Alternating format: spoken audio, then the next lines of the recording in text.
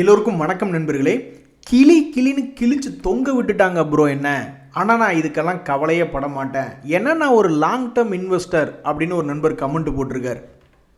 எப்படிங்க நண்பா, சத்தியமாக சொல்லுங்கள், உங்கள் பாத்ரூமில் கூட நீங்கள் போய் உட்காந்து அழுகலையா? நண்பர்களே, ஒரு வித்தியாசமான செய்தி. தொடர்ந்து 10 நாளாக நடந்து கொண்டு இருக்கக்கூடிய இந்த போரில் திடீர்னு ஒரு சின்ன திருப்பு முனை கிடைக்குமா? திடீர்னு அமெரிக்காவுக்கும் இஸ்ரேலுக்கு இடையிலேயே பிரச்சனை அதிகமாகிடுமா அப்படின்ற ஒரு விஷயந்தான் இப்போ பத்திரிகைகளில் அதிகமாக பரவிட்டு இருக்கு. நீ எதுக்குப்பா நீ போய் ஆயில் கிடங்கு மேலே போய் குண்டை போட்டுட்டு அங்கே ஈரானுடைய தலைநகரம் ஃபுல்லாக கருப்பாக இருக்குது, அவ்வளவு சுகாதாரக்கேடு ஆகிக்கிட்டு இருக்குது. ஏற்கனவே ஆயில் சப்ளை பத்தலின்னு நம்ம இந்தியாவையெல்லாம் போய் ரஷ்யா கிட்ட வாங்கிக்கன்னு வெக்கமில்லாமல் நம்ம சொல்ல வேண்டிய நிலைமையில் இருக்கோம். இந்த நேரம் பார்த்து நீ போய் இருக்கிற ஆயில் மேலே குண்டை போட்டுக்கிட்டு இருக்கியேன்னு ஒரு சிறிய உரசல் என்பது அமெரிக்காவுக்கும் இஸ்ரேலுக்கும் நடையில் நடந்துட்டு இருக்கிறதா ஒரு செய்தி. ஸோ இந்த செய்தி இன்னும் கொஞ்சம் பூதாகரமாகி, சரி உங்களுக்கு இனி எங்கள் சப்போர்ட் இல்லை, நீங்கள் வேணால் வார தனியாக பண்ணுறதுனா பண்ணிங்கன்னு அமெரிக்காவுக்கு இது கண்டுக்கிட்டாங்கன்னு வச்சுங்க. அப்போ நம்ம இறங்கி கிடக்கக்கூடிய பங்கு சந்தைகள் திடீர்னு மேல் நோக்கி வரக்கு வாய்ப்பு என்பது இருக்குது. ஆனால் நிறைய பேர்த்துக்கு இந்த ஐடியா தெரியறது இல்லைங்க. அதாவது சில பேர்லாம் பொண்டாட்டி சொல்லே மந்திரம் அப்படின்னு இருப்பாங்க. வீட்டுக்குள்ள எலிக்குட்டியாகவும் வெளியில் புலிக்குட்டியாகவும் இருப்பாங்க. ஒரு இடம் உங்களுக்கு ஞாபகம் இருக்கா? ட்ரம்ப் அவர்களுடைய மனைவி அவருடைய பெரிய பிரசிடென்ட் என்றும் பாராமல் கையை பிடிச்சி பட்டார்னு தட்டி விட்டு போயிட்டாங்க. சமீபத்தில் கூட ட்ரம்ப் அவர்கள் மனைவி நடித்த படம் ஆஹா ஓஹோ அப்படின்னு ட்ரம்ப் அவர்கள் புகழ்ந்துக்கிட்டு இருந்தார். அதில் பெரிய விஷயம் இல்லை அப்படின்னாலும். ஸோ இந்த போரை நிறுத்தணும்னு நினைக்கிறவங்க என்ன பண்ணணும்னா, ட்ரம்ப் அவர்களுடைய மனைவிக்கு கடிதம் மேலே கடிதம் ட்விட்டரில் எல்லாம் அட்டாச் பண்ணி அனுப்பணும், ஃபேஸ்புக்கில் அட்டாச் பண்ணணும். எந்தெந்த சோஷியல் மீடியா இருக்கோ ட்ரம்ப் அவர்களுடைய மனைவிக்கு நேரடியாகவோ அல்லது அந்த மனைவியினுடைய பிற நண்பர்கள் மூலியமாகவோ வாட்ஸ்அப்பிலோ அப்படி இப்படின்னு ஏகப்பட்ட மெசேஜ். நீங்கள் பாருங்கள், ஈரானில் குண்டு போட்டு குழந்தைகள்லாம் இப்படி இருக்காங்க, ஆயுத கிடங்கு மேலே குண்டு போட்டு பாருங்கள், ஊரே எல்லாம் கருப்பு மேகமாக இருக்குது, இந்த அநியாயத்தை கேட்குறக்கு ஆளே இல்லையா, நீங்கள்லாம் ட்ரம்ப் அவர்கிட்ட எதுவும் பேசக்கூடாதுன்னு ஒரு டச்சிங் பாயிண்ட்டாக ஒரு வீடியோ மாதிரி செஞ்சு தொடர்ந்து பல லட்சம் பேர் அனுப்பிச்சிக்கிட்டே இருந்தாங்கன்னு வச்சிங்களேன். எப்படி இருந்தாலும் நைட்டு வீட்டுக்கு தானே வரணும். அது மாதிரி டிப்ளமேட்டிக்காக நிறைய வித்தியாசமாக யோசித்து ப்ரெஷர் பல வகையில். இப்போ ரஷ்ய அதிபர் சொன்னால் கேட்டுக்கு போகிறாரா, இல்லை சீனாவினுடைய அதிபர் சொன்னால் தான் ட்ரம்ப் கேட்டுக்கு போகிறாரா? இதே வீட்டிலிருந்து உட்கார வச்சு சோபாவில் உட்கார வச்சு என்ன ட்ரம்ப் என்ன அப்படின்ற மாதிரி மிரட்டுற மாதிரி ஒரு துணியில் அவருடைய மனைவி கேட்டால் அவரும் பொண்டாட்டி சொல்லே மந்திரம் அப்படின்ற மாதிரி இந்த போரை நிறுத்தி விட்டாங்கன்னா பரவாயில்ல. நண்பர்களே, 10 நாள் நம்ம சமாளிச்சிட்டோம். இப்போவே டாலர் எனர்ஜியினுடைய ப்ரைஸ் இன்க்ரீஸ் ஆகிட்டே போகுது. இதுக்கு மேலே நம்மளால் தாங்க முடியாது, நம்மளால் சர்வைவே பண்ண முடியாது. இது ஒன்றும் உக்ரைனுக்கும் ரஷ்யாவுக்கும் இடையில் நடக்கக்கூடிய யாருக்குமே சம்பந்தம் இல்லாத ஒரு போர் கிடையாது. ஸோ இந்த வாரம் ஃப்ரைடே மார்ச் 13க்குள்ளே ஒரு நல்ல செய்தி கொண்டு வந்துட்டாங்கன்னா பரவாயில்ல. நம்மளால் டெய்லி காலையில் வர்றப்போலாம் மார்க்கெட் இப்படி 400 பாயிண்ட் 300 பாயிண்ட் இறங்கி கிடந்துக்கிட்டே இருந்துன்னு வச்சிங்களேன். புதுசாக வர்றவங்களுக்கு பிரச்சனை இல்லை, ஏற்கனவே பணம் போட்டு வச்சுருக்கிறவங்கள என்ன ஆகிறது?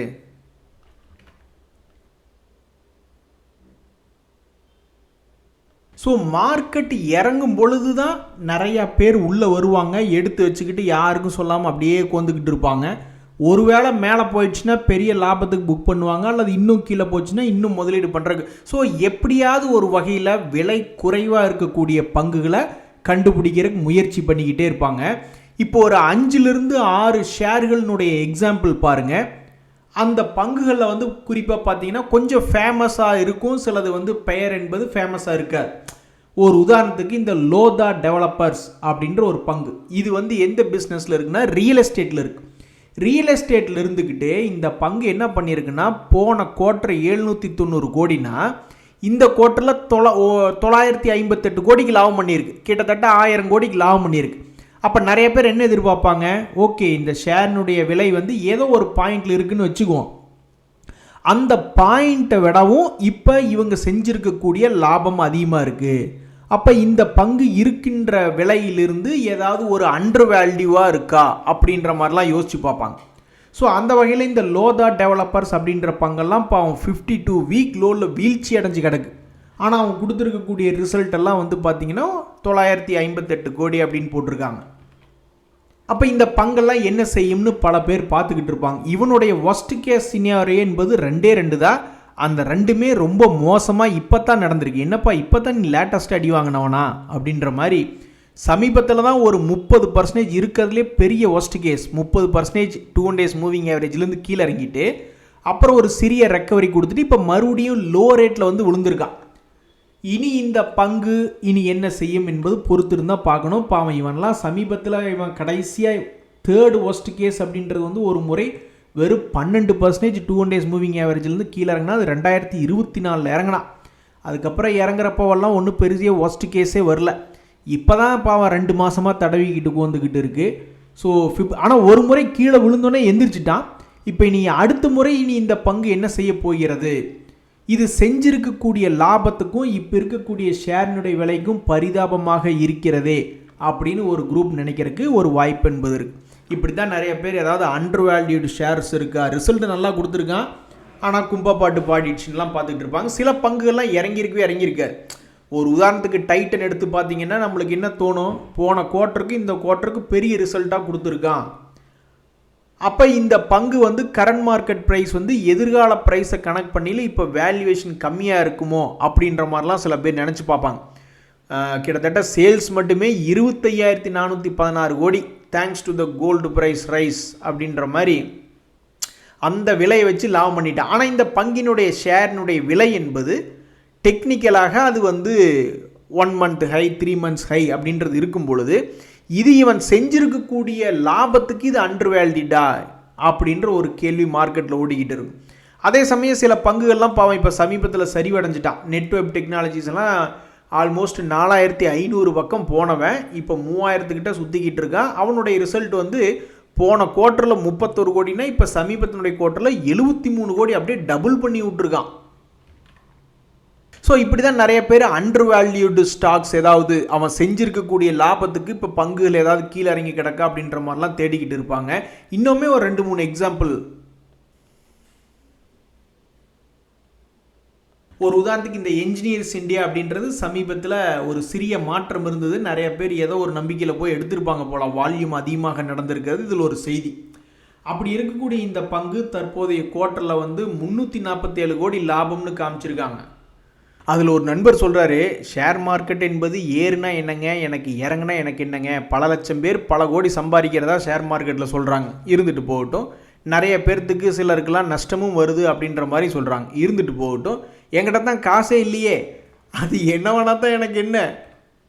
பட் உங்களுக்கு ஒரு சுவாரஸ்யமான தகவல் சொல்லிக்கிறேன். உலகத்திலேயே வந்து எந்த அசட் கிளாஸ், எந்த சொத்து அதிகமான ரிஸ்க்கும் இருக்குது ரிவார்டும் இருக்குது அப்படின்னா இந்த ஈக்விட்டி மார்க்கெட், ஸ்டாக் மார்க்கெட் என்பதுதான் நம்பர் 1 இடத்துல வருது.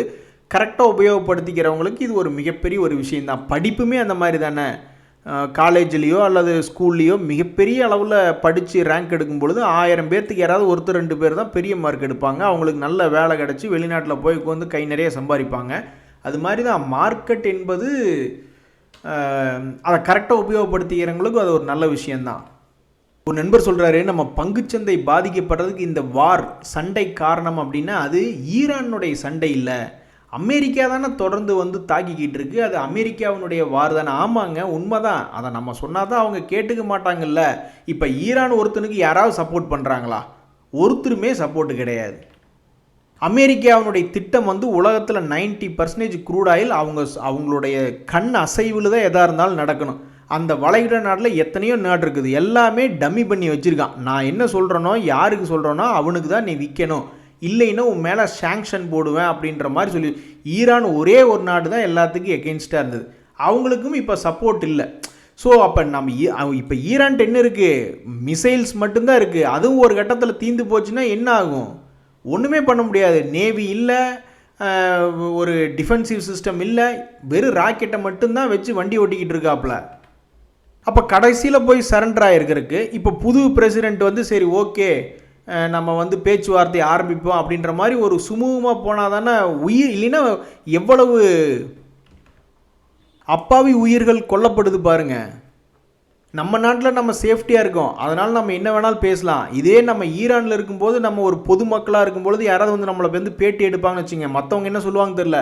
நான் என்ன சொல்லுவேன்னா, சரிங்க 2 அரசாங்கங்கள் ஏதாவது சுமூகமாக பேச்சுவார்த்தை நடத்தி முடிச்சு வைக்கிட்டுங்க அப்படின்ற மாதிரி தானே ஒரு பொதுமக்கள் சொல்லுவாங்க. ஸோ மார்க்கெட் இறங்கும் பொழுது ஒரு நண்பர் கேள்வி உங்களை மாதிரி தான் ஒருத்தர் கேட்குறாரு, இப்போ மார்க்கெட்டே இறங்கிட்டு இருக்கு, யோசிச்சு பாருங்கள், கடனை வாங்கி யாராவது ஷேர் மார்க்கெட்டில் போட்டு இன்வெஸ்ட்மெண்ட் பண்ணியிருந்தா அவங்க நிலைமை என்ன ஆகிறது அப்படின்ட்டு. அப்போ இது எல்லா பிரச்சனைக்கும் வார் என்பது காரணமாக, அந்த போர் என்பது காரணமாக இருக்குது. அது யார் ஆரம்பித்தாங்க அப்படின்றத விட யார் அதை நிறுத்தி வைக்க போகிறாங்க. ஸோ என்னை பொறுத்த வரைக்கும் ஈரானில் வந்திருக்கக்கூடிய புதிய தலைவர் என்பவர் ஒரு மாதம் டைம் கொடுங்க, ஒரு 2 மாதம் கொடுங்க, நம்ம உட்காந்து பேசுவோம், உயிரிழப்புகளை தடுப்போம் அப்படின்ற மாதிரி தான் ஒருத்தனுமே சப்போர்ட் பண்ணாதப்ப தனியாக போய் எதுக்குங்க அடி வாங்கணும்? நண்பர்களே, சமீபத்தில் ஏதாவது புது செக்டர்களில் புது செய்தி வருமானு பார்த்துக்கிட்டு இருந்தேன். புது செக்டரில் எதுவும் நியூஸ் இல்லை. பெரும்பாலும் ஆயில் அண்ட் கேஸு, டிஃபென்ஸு, இந்த ரயில்வே துறை, இது போன்ற பங்குகளே தான் போன வாரத்தில் தான் வந்த தகவல்களே தான் இந்த வாரத்துலையும் அப்படியே சுற்றிக்கிட்டு இருக்குது. ஐடி துறை ஒன்று தான் இன்றைக்கி பாசிட்டிவில் க்ளோசிங். அந்த தகவல் ஆக்சுவலாக அவனை அடி வெளுத்து விட்டுட்டாங்க 2 வாரத்துக்கு முன்னாடி. அதனால் அவனுடைய பேட் நியூஸ் முடிஞ்சங்காட்டி இன்றைக்கி லேசாக கொஞ்சம் பாசிட்டிவாக இருக்காங்க. அது மாதிரி இப்போ வந்திருக்கக்கூடிய நெகட்டிவ் நியூஸ் என்பது எத்தனை நாளைக்கு இழுத்துட்டு போகும்னு தெரில. இப்போதைக்கு ஒரு 5-6 நாள் ஆயிடுச்சு. இன்னும் இந்த வார்னுடைய நெகட்டிவ் நியூஸ் அப்சர்வ் பண்ணுறதுக்கு நம்ம மார்க்கெட் இன்னும் எத்தனை நாள் எடுத்துக்கும்னு தெரில. இந்த சமயத்தில் ஒரு சோகமான சாதனை என்னென்னா, பிரசிடெண்ட் ட்ரம்ப் அவர்கள் பிரசிடெண்ட்டாக இருக்கும்பொழுது தான் கோவிட் மிகப்பெரிய ஒரு கிராஷ் வந்துச்சு. அதுக்கப்புறம் இவருடைய சமீபத்தினுடைய பதவி காலத்தில் தான் கடந்த ஒரு 8 மாதமாக பல பங்குகள் ஒரு 40-50% நம்ம மார்க்கெட்டில் இறங்கி கிடக்கு. எதுக்கும் மார்க்கெட்டில் இருக்கக்கூடிய எதிர்பார்ப்பை 2 வருஷம் இவருடைய பதவிக்காலம் முடிஞ்சதுக்கப்புறம் நான் வச்சுக்கிறேன் அப்படின்னு நினைக்கிறதான் சேஃப்டின்னு நினைக்கிறேன்.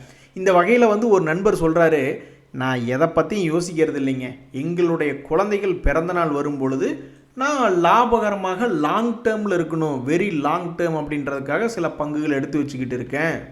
நான் உண்மையில் சொல்கிற பாருங்கள், கவர்மெண்ட்டுடைய ஸ்கீம்ஸ் ஆகட்டும், கவர்மெண்ட்டே செல்வ மகன் திட்டங்கள்லாம் போன்ற சில திட்டங்கள் வச்சுருக்கு, சேமிப்பில் நல்ல அதிகமான ரிட்டர்ன் கிடைக்கணும் அப்படின்றதுக்காக. அதுபோக நம்மளே நிறையா சூஸ் பண்ணுறோம். எப்படி எந்த வகையில் போனாலும் சரி, லாங் டேர்ம் இன்வெஸ்ட்மெண்ட்டில் சிறுக சேர்த்துவது என்பது கண்டிப்பாக ஒரு நாள் மிகப்பெரிய ஒரு அமௌண்ட்டாக இருக்கிறதுக்கு தான் வாய்ப்புகள் என்றைக்குமே அதிகம். So best of luck.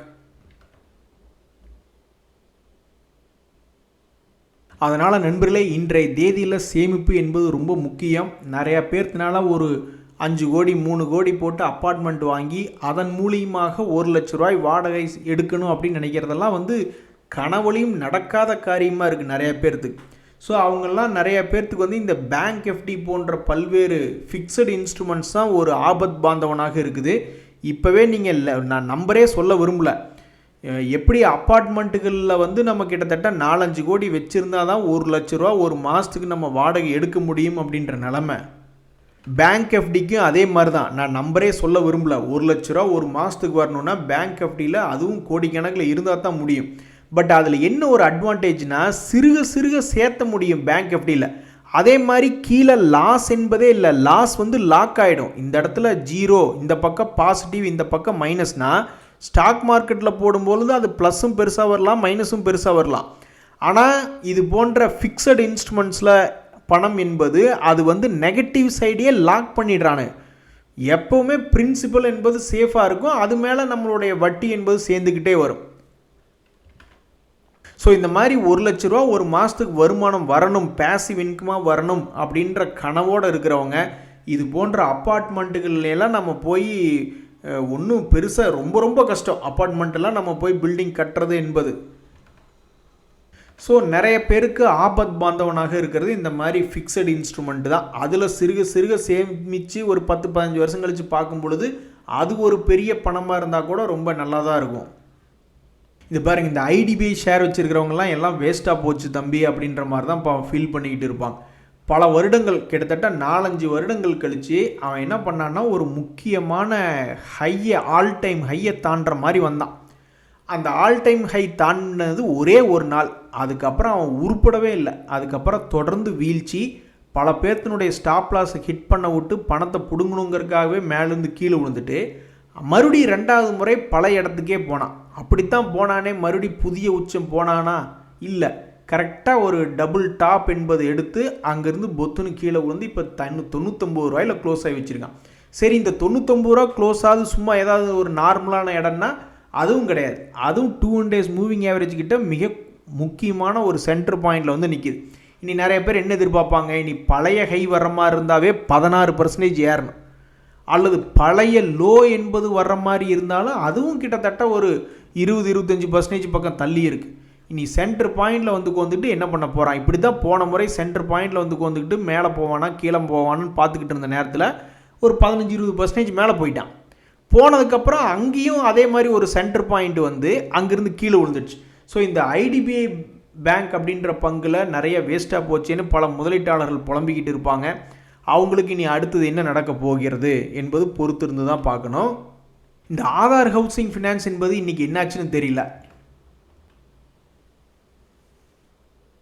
அத்தை பொண்ணை பார்த்த சந்தோஷத்தில் துள்ளி குதிச்சானா என்னன்றது தெரில.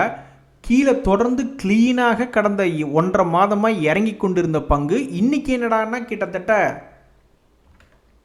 6% ஏறி இருக்கான். அதுவும் எங்கிருந்து ஏறி இருக்கான், நெகட்டிவ்லேருந்து. இந்த மாதிரி தான் நம்ம எல்லா ஷேர்களுக்கும் நடக்கணும்னு எதிர்பார்த்துக்கிட்டு இருக்கோம். இப்போ நம்மளுடைய போர்ட்ஃபோலியோலாம் இந்த மாதிரி லாஸில் சுற்றிக்கிட்டு இருக்குது. இங்கேருந்து அப்படியே மேல் நோக்கி ஏறி வரணும் லாங் டேர்மில் அப்படின்னு தான் நம்ம நிறைய பேர் எதிர்பார்த்துக்கிட்டு இருக்கோம். ஆனால் இந்த ஆதார் ஹவுசிங் ஃபினான்ஸ் அப்படின்ற பங்கில் இன்றைக்கி காலையில் 440 ரூபா இருந்திருக்கான். இப்போ 482 ரூபா, கிட்டத்தட்ட 10% என்பது ஒரே நாளில் திரும்பி ஏறி இருக்கக்கூடிய இந்த ஆதார் ஹவுசிங் ஃபினான்ஸ் எதுக்கு ஏறினான்னு தெரில. அத்தை பொண்ணுன்ற பேச்சு எடுத்தாவே மனசுக்குள்ளே ஒரு குஜால் தான் அப்படின்ற மாதிரி அவன் பாட்டு இன்றைக்கி நெகட்டிவ்லேருந்து மேலே ஏறிட்டான். இன்றைய தகவல் அனைத்தும் உங்களுக்கு உதவியாக இருந்தால் எனக்கு மகிழ்ச்சி தான் நண்பர்களே. ரொம்ப நன்றி, வணக்கம்.